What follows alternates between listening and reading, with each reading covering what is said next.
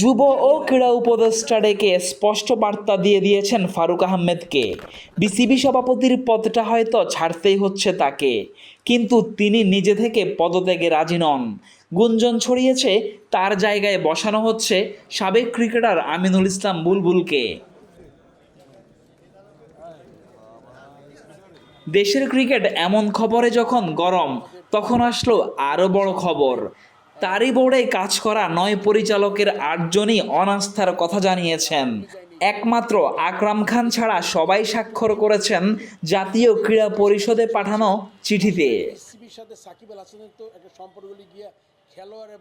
অর্থাৎ আকরাম ছাড়া বাকি সব পরিচালকই চান ফারুক আর না থাকুক।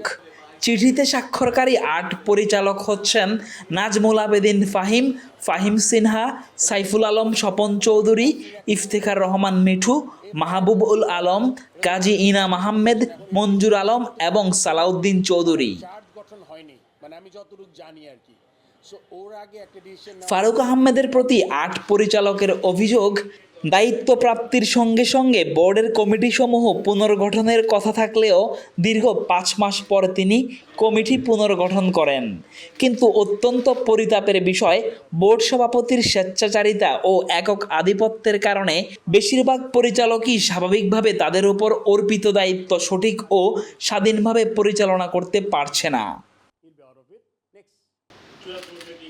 পরিচালক পর্ষদের সদস্যদের পাশ কাটিয়ে সভাপতির এককভাবে বিভিন্ন গুরুত্বপূর্ণ বিষয়ে সিদ্ধান্ত গ্রহণ ও একের পর এক দায়িত্ব জ্ঞানহীন কাজ, একক আধিপত্য ও স্বেচ্ছাচারিতায় বিসিবির অভ্যন্তরে যেমন অব্যবস্থাপনা ও বিশৃঙ্খলা দেখা দিয়েছে, তেমনি দেশে ও দেশের বাইরে সুনাম ক্ষুণ্ণসহ বাংলাদেশ ক্রিকেটের অপূরণীয় ক্ষতি হয়ে চলেছে।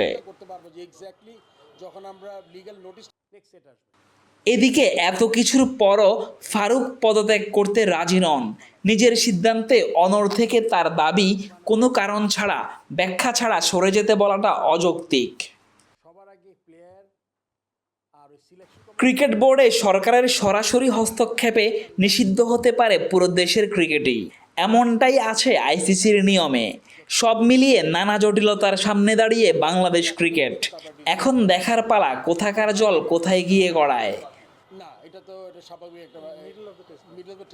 Nazmul Tarek, daily cricket.